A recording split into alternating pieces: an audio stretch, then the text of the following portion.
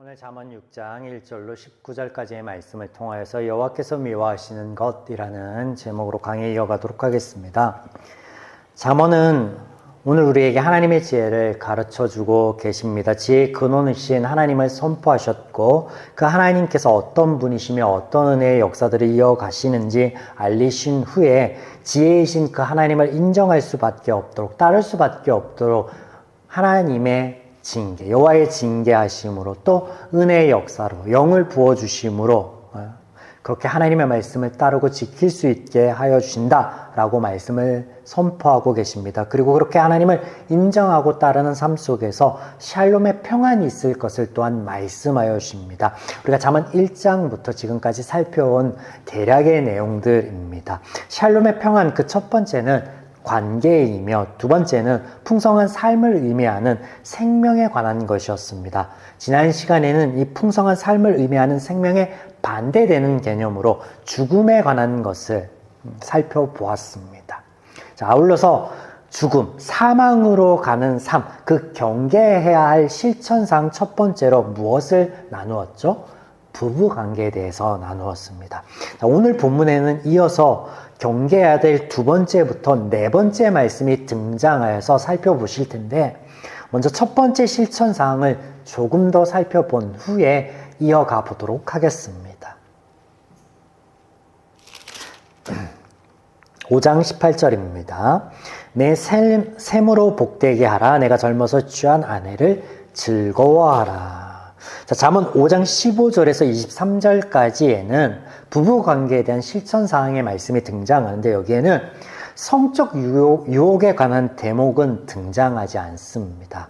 다만 내가 선택하고 평생의 반려자 삼은 나의 아내요 나의 남편을 대하는 우리의 마음에 대하여 하나님께서 말씀하시는데 두 가지 말씀하시는 것, 우리가 18절 읽어보았던 이 18절 말씀 속에서 찾아볼 수 있습니다. 복되게 하라, 또 즐거워하라 라는 말씀이에요. 복되게 하라 라는 이 단어의 원어는요, 바라크입니다. 제가 창세기 강해와 L2B 강의를 통해서 몇 번이고 설명드렸던 그 단어로서 창조 때 하나님께서 당신의 형상으로 지으신 사람을 축복하셨다라고 하실 때 사용된 단어로 의미는 무릎 꿇다입니다. 본래 그 의미 자체가 무릎을 꿇다라는 거예요. 그래서 경배하다, 축복하다, 높이다, 섬기다인데 하나님이 피조물에 불과한 우리를 높여주셨다라는 거예요. 하나님의 사랑의 대상으로, 인격적인 교제 대상으로. 네. 그래서 우리가 우리의 반려자를 그렇게 하나님이 나를 높여주심과 같이, 하나님이 나를 섬겨주신 것과 같이 섬기고 높여라라는 거예요. 내가 이 관계가 깨어질 때가 언제냐면요, 내가 나의 남편을, 나의 아내를 소유물 삼아서 내 뜻대로 뭔가를 하고자 할 때요, 그거는요 섬기는 것이 아니고요, 높이는 것이 아니에요. 하나님이 우리를 대하신 방식과는 전혀 다른 방식, 그럴 때 깨집니다. 그것을 말씀하시는 거죠. 다음으로는요, 즐거워하라인데 이것은 기뻐하라라는 그런 의미이고, 그런 의미에서 명령하시는 것인데, 이것보다 더 중요한 것은 붙어있는 수식입니다. 수식. 내가 젊어서 취하. 이 말씀은요, 처음 느낀, 사랑하고 아껴 평생을 곁에 두고 살고자 했던 그 마음을 네가 잊지 말고 되새겨라. 되새김질 해봐라. 그런 의미예요. 지금 내 곁에서 세월의 풍파를 맞이한 내 남편, 내 아내의 모습이 아니라 이전에 네가 그렇게 아끼고 사랑하고 보고 싶어 했던 그때 모습이 아니라 그때 너의 마음을 지금 마음에 덧입혀라, 새롭게 하라 라는 의미예요. 그럴 때 이 관계가 유지되고 온전해지며, 그리고 이것이 깨어져 사망에 이르게 하는 삶으로부터 구원할 첫 번째 실천사항으로서 하나님께서 말씀하고 계십니다. 자, 두 번째 실천사항은 오늘 본문에 1절에서 5절까지 등장하는 보증과 담보에 관한 말씀입니다. 1절 내 아들아 내가 만일 이웃을 위하여 담보하며 타인을 위하여 보증하였으며 자 만일이라는 가정으로 이 두 번째 실천사항은 시작되고 있는 것을 우리가 보게 됩니다. 2절을 제가 공동 번역으로 읽어드립니다. 내가 한 말에 내가 걸려들고 내가 한 약속에 내가 얽매이리라. 자, 그 위험성에 대하여 경고하고 있다라는 것이죠. 고대 사회 때부터 이 보증과 담보라는 제도가 있었다라는 것을 우리가 알게 되는데 이스라엘의 역사 속에서도 담보와 보증으로 인하여 백성들이요 종으로 팔려가는 허다한 경우를 우리가 성경 안에서도 묵도할 수 있었습니다.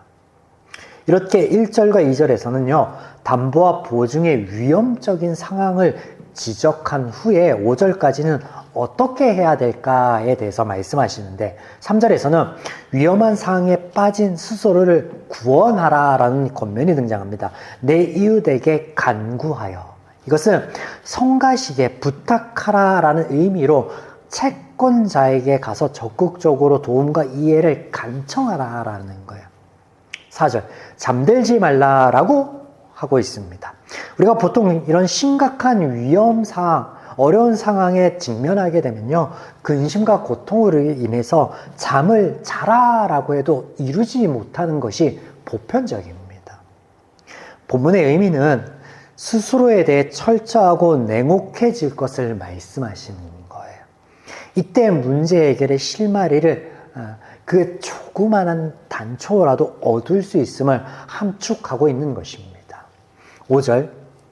5절에서는 사냥꾼의 덫에 걸린 짐승과 같이 필사적으로 최선을 다해 볼 것에 대해서 말씀하십니다.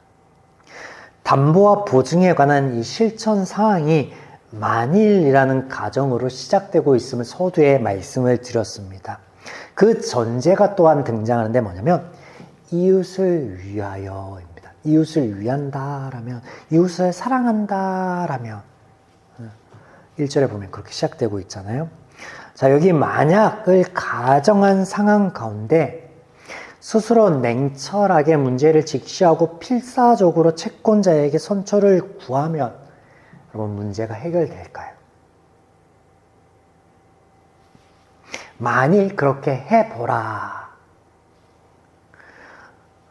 성경의 뉘앙스는요, 이 본문의 뉘앙스는 너가 그렇게 한다고 한들 그 올무에서 벗어나지 못할 거야. 그 고통에서 벗어나지 못할 거야. 종국에는 사망에 이를 거야. 라고 말씀하시는 거예요. 담보와 보증이 이웃을 위한다. 이웃을 사랑한다. 라는 그 전제 또한요. 가정이지만 그렇지 않다라는 것을 역설하고 있는 거예요. 오히려 사랑한다면 담보 잡히지 말고 사랑한다면 보증 서지 말라는 거예요. 그리고 담보와 보증을 요구하지도 말라는 거예요. 반대로.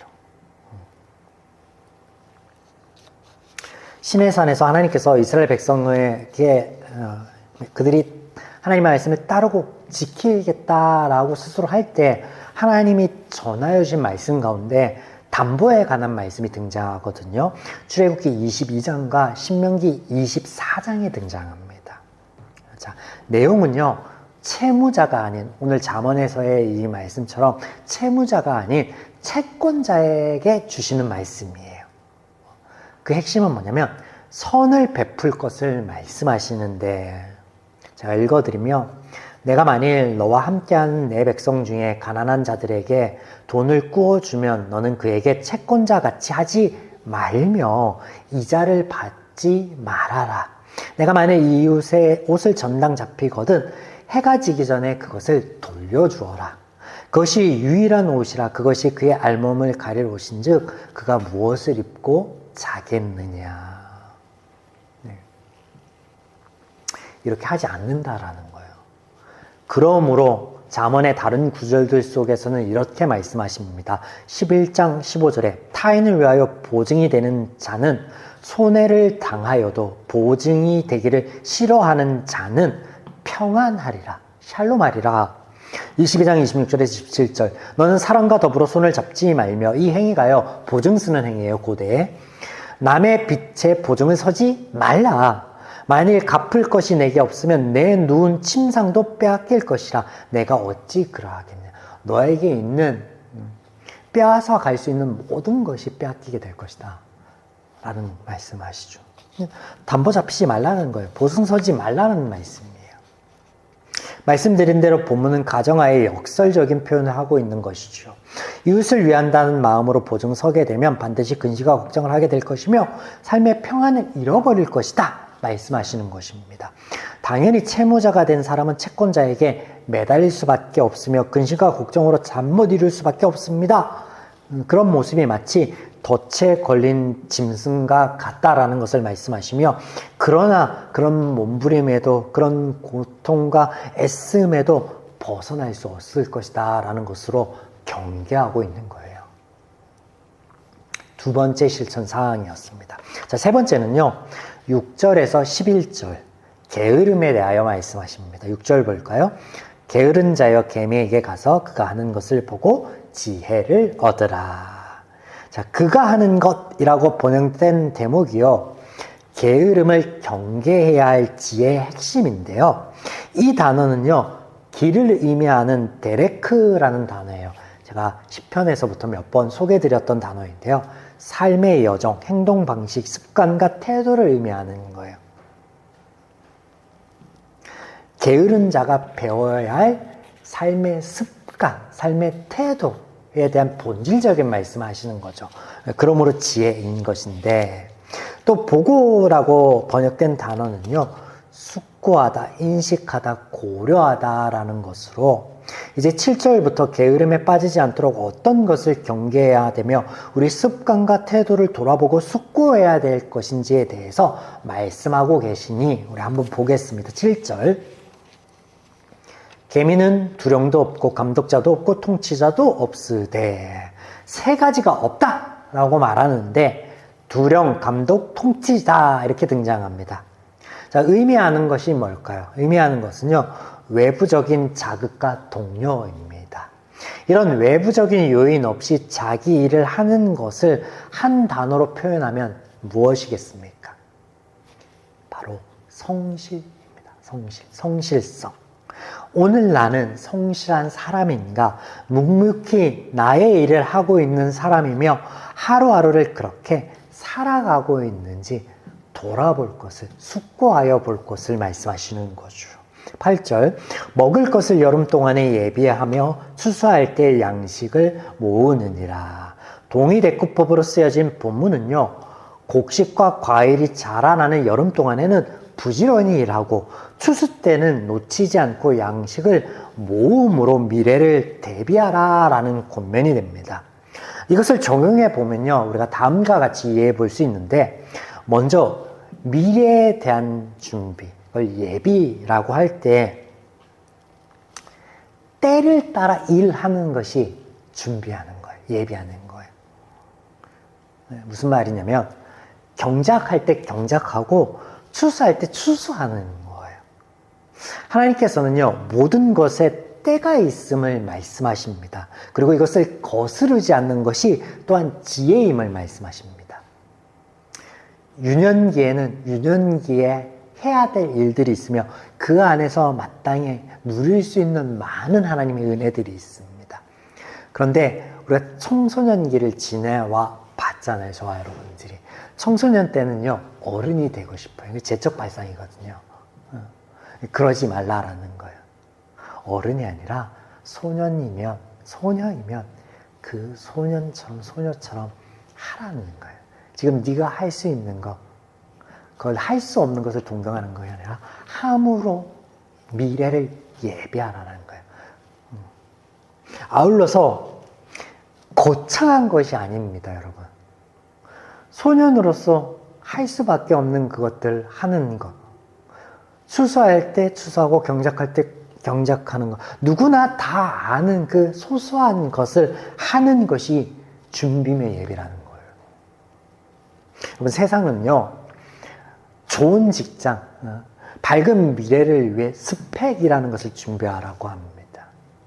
제가 이걸 부정적으로 얘기하는 게 아니라 하나님께서 말씀하시는 거하고 무슨 차이가 있는지에 대해서 말씀드리는 거예요. 그래서 뭐 미리부터 여러 가지 자격증을 따기 위해서 공부하고 이렇게 하잖아요. 하나님께서는 지금 할 수 있는 것을 하라라는 거예요. 소소한 거, 작은 거, 그것에서부터 시작하여서 하는 것이 미래에 대한 준비로 이어진다라고 말씀하시는 거예요. 거창한 거, 미리 이제, 내가 지금은 달란트가 없는데 개발해야지 해서 제가 음악적인 재능이 없거든요. 막 음악 학원 다니면서 음정 교정을 하고, 보이스를 다듬고, 그런 게 아니라 지금 할 수 있는 거. 하나님이 내게 주신 달란트. 말씀을 보고 그 안에서 깨닫는 것들을 정리하고 비판적인 사고를 가지고 뭔가를 연구하고 그것 안에서 재미를 느끼고 그것 안에 뭔가 하나님이 주신 달란트에 빛을 발하는 거, 그 할 수 있는 거, 그걸 하라는 거예요. 소소한 거, 자연스러운 거, 그것을 하라라는 말씀이죠. 9절에서 10절에는 조금 더 앞서 말씀드린 할 수 있는 그 소소한 것들 해야 되는데 미루는 것을 말씀을 하는 거죠. 조금 더라는 이 단어는요, 긴 시간이 아닌 찰나의 시간을 의미합니다. 1년, 10년 미루는 게 아니에요. 5분만 있다가 해야지. 오후에 해야지. 내일부터 시작할까? 그런 미루는 것을 경계합니다. 그 한 번이요, 습관이 되고 태도가 되고 우리의 삶이 되는데 그 삶의 종국은요, 평안이 아닌 죽음이다라는 것이죠. 이렇게 게으름은 사망의 삶으로 가는 길임을 세 번째 사항으로 말씀하십니다. 자, 네 번째를 볼까요? 12절에서 19절로서 이렇게 표현해 볼 수 있겠습니다. 마음 지킴의 실패. 12절부터 구부러진 말과 죄송합니다. 12절부터 구부러진 말과 13절 깜빡이는 눈, 말하는 발, 손가락질 이런 것들은요, 모두 속임수를 의미하는 것으로 악한 행동들입니다. 14절 보시면 그의 마음에 패역을 품으며 항상 악을 꾀함으로 다툼을 일으키는 자라. 자, 악을 꾀하는 마음에서부터 12절, 13절에 말한 악한 행동들이 나오고 있음을 말씀하심으로 이렇게 마음 지킴에 대하여 실패하여 사망의 삶으로 가는 길을 경계하고 있다라는 거예요.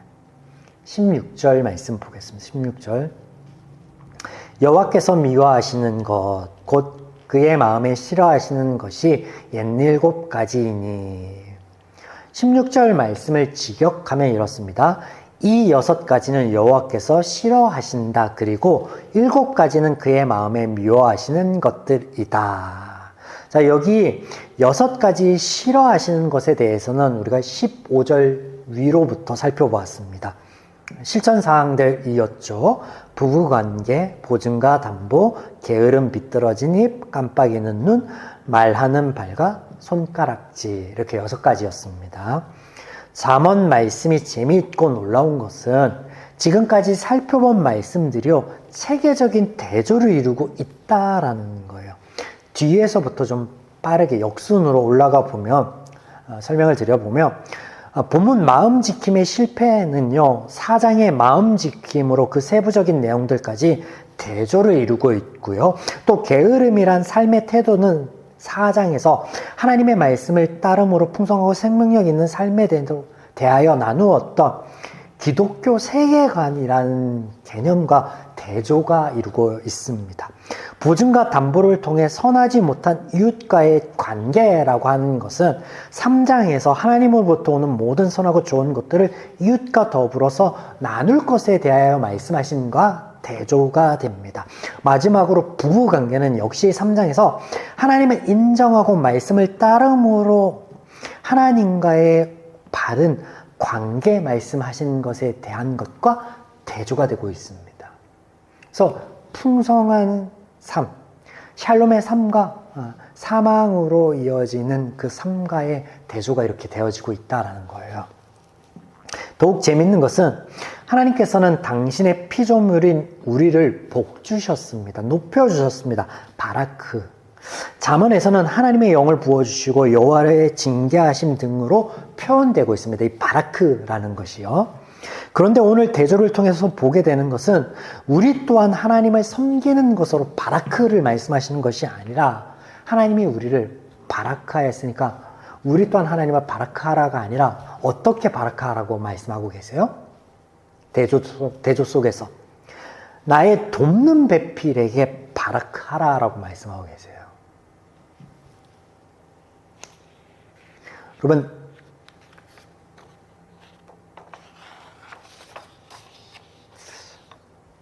놀랍지 않습니까? 하나님 말씀이.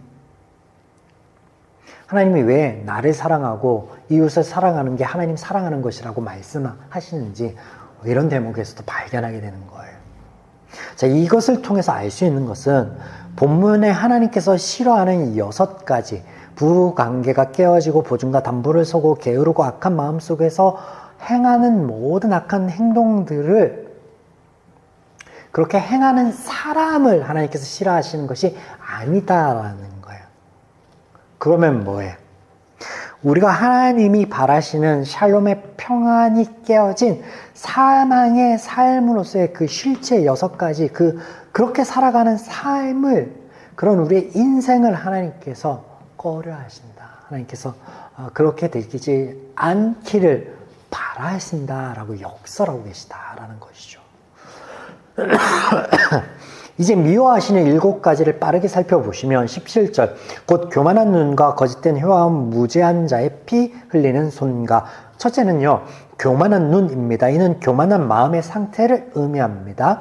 한 번쯤 들어보셨을 텐데 교만은요 스스로를 높이는 것이에요. 원어의 본래 의미도 높이다 일어나다예요. 하나님께서 우리를 높여주셨지만 우리가 하나님과 되기를 원하는 스스로를 높이는 것, 하나님이 해야 될 목들을 우리가 하려고 하는 것, 하나님이 선하다라고 하는 것을 우리가 악하다라고 우리가 재정의 내리려고 하는 것들, 그걸 뭐라고요? 교만이라고요. 그런 마음 자체를 말씀하시는 거고. 둘째, 거짓된 혀입니다. 다른 이를 속이는 것과 하나님의 말씀을 어그러뜨리는 말을 모두 가리킵니다. 셋째, 무죄한 자의 피 흘리는 손. 이것은요 파괴적이고 폭력적인 본성의 노예가 되어서 분노의 마음을 분출하는 온갖 악한 행위들을 말씀하는 것으로 이것을 통해서 종국에는 무고한 사람들을 해하고 그 삶을 파괴할 것에 대해서 말씀하십니다. 18절에 악한 계교를 꾀하는 마음과 빨리 악으로 달려가는 발. 넷째는 악한 계교를 꾀하는 마음입니다. 치밀한 생각에서 비롯된 악한 모략들입니다. 다섯째, 빨리 악으로 달려가는 발. 악한 일에 더 적극적으로 반응하고 또 악행을 더 빨리 습득하고 배우고자 하는 것을 말씀하시는 거예요. 19절, 거짓을 말하는 망령된 증인과 및 형제 사이를 이간하는 자니라. 여섯째는 위증이며 마지막 7째는요 이간질입니다. 이 7가지 하나님께서 미워하시는 것들의 원천이 무엇일까요? 죄입니다. 죄. 앞서 말씀드린 6가지를 싫어하시는 것과 동일한데 12절에 불량하고 악한 자라고 표현된 원어가 어떤 거냐면요 벨리알이시입니다. 이시는 남자라는 뜻이고 벨리알을 우리가 주목해 볼 만한데 여기 벨리알은요 없음을 뜻하는 벨리와 유익을 뜻하는 야알의 합성어로 유익이 없는 자, 쓸모없는 사악하고 불경건한 자라는 뜻인데 이 단어가 성경에서요 신명기에서는 우상 숭배자로 쓰였고 사무엘서에서는 신성 모독자로 쓰였고 신약 성경에서는요 고린도서에서 적그리스도로 쓰이고 있습니다. 하나님이 미워하시는 게 뭘까요? 사람이 아니라 죄를 미워하신다라는 거죠. 그리고 그 실체에 대해서 하나님께서 말씀하심으로 우리가 경계하기를 바라시는 것이죠. 하나님께서 징계하심은요 벌을 주기 위함이 아닙니다. 평안을 깨는 사망의 삶에서 풍성한 생명의 삶으로 살아가기를 바라시는 거예요. 사랑하는 여러분, 바라옵건대 우리의 삶이 오늘 말씀 안에서 우리가 이 실천사항들, 나누었던 실천사항들을 우리가 삶 가운데 적용하고 우리가 또 고민해보고 숙고해봄으로 하나님 안에 있는 모든 선하고 좋은 것들을 나누며 누리는 평안한 삶이기를, 풍성한 생명의 삶이기를, 그런 우리의 11월의 한 달의 발걸음이기를, 한 주의 발걸음이기를 주님의 이름으로 축원드립니다.